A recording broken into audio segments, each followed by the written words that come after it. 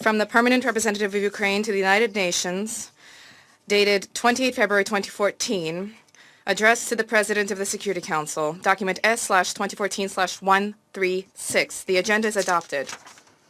In accordance with Rule 37 of the Council's Provisional Rules of Procedure, I invite the representative of Ukraine to participate in this meeting. It is so decided. The Security Council will now begin its consideration of item 2 of the agenda. Members of the Council have before them document S/2022/160, the text of a draft resolution submitted by Albania and the United States of America. The Council is ready to proceed to the vote on the draft resolution before it. I shall put the draft resolution to the vote now. Will those in favor of the draft resolution contained in document S/2022/160 please raise their hand?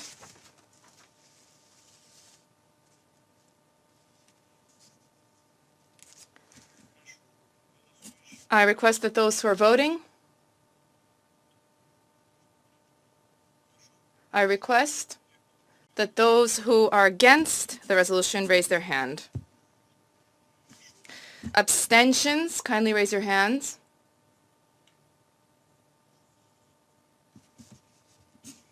The result of the voting is as follows: 11 votes in favor, 1 vote against, 3 abstentions.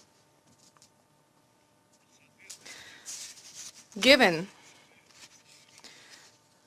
in line with established procedure at the Security Council, this matter and this vote was procedural in nature. The draft resolution is now deemed to be adopted as Resolution 2623, 2022. I now give the floor to those members of the Council who wish to make statements after the vote. And I give the floor to the representative of the United States. Colleagues, on Friday night, we stood together outside this chamber to declare that the Russian veto would not stop us from holding Russia accountable for invading a sovereign state, a state that dared to be a democracy. Russia vetoed Friday's resolution, but as I have said before, Russia cannot veto our voices, Russia cannot veto the Ukrainian people, and Russia cannot veto the UN Charter. Russia cannot and will not veto accountability. Now the Security Council has taken an important step forward toward that accountability. For the first time in decades, it has called for an emergency special session in the General Assembly. The Council members who supported this resolution recognize that this is no ordinary moment. We need to take extraordinary actions to meet this threat to our international system and do everything we can to help Ukraine and its people. Just this morning, President Putin put Russia's nuclear forces on high alert, even though he is invading a country with no nuclear weapons and is under no threat from NATO, a defensive alliance that will not fight in Ukraine. This is another escalatory and unnecessary step that threatens us all. We urge Russia to tone down its dangerous rhetoric regarding nuclear weapons.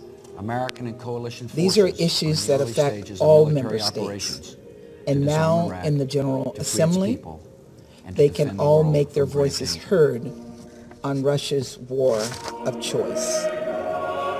We will then vote on a resolution that will hold Russia to account for its indefensible actions and for its violations of the UN Charter. As we speak, rockets continue to rain down on Kyiv and across Ukraine. Tanks are tearing through cities. Russia readies still more brutal weaponry. Bombs that flatten cities and indiscriminately target civilians. From unjustifiable assault, fabricated out of lies and rewriting of history. Russia also propagates outrageous lies about Ukraine's conduct in its own defense. We are alarmed by the mounting reports of civilian casualties, videos of Russian forces moving exceptionally lethal weaponry into Ukraine, and the widespread destruction of civilian facilities like residences, schools, and hospitals. To the Russian officers and soldiers, I say, the world is watching. Photographic and video evidence is mounting, and you will be held to account for your actions. We will not let atrocities slide. Those of us here, safely sitting in this hallowed hall, have a moral responsibility to respond to Russia's desecration of human life. That means humanitarian aid, like the thermal blankets USAID has already airlifted to tens of thousands of Ukrainians in need, and the recently announced $54 million in additional humanitarian assistance that will reach hundreds of thousands more. That means military support, including the additional $350 million of security assistance the United States is shipping to Ukraine. And it means holding the sole aggressor, Russia, accountable for its actions.